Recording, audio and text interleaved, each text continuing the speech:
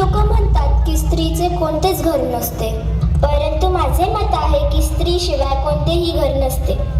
जी नेहमी करते केवळ त्याग, दुसऱ्यांसाठी करते ती कष्ट फार, मग तिलाच का केवळ त्रास. जगू द्या तिलाही अधिकाराने, करा तिचा सन्मान.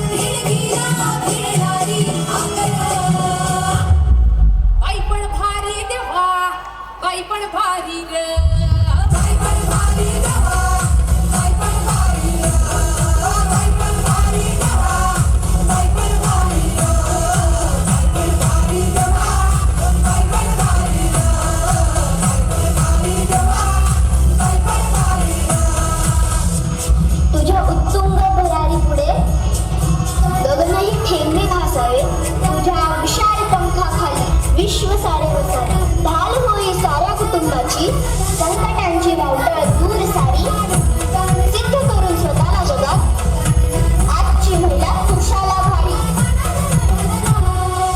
वैपण भारी देवा, वैपण भारी.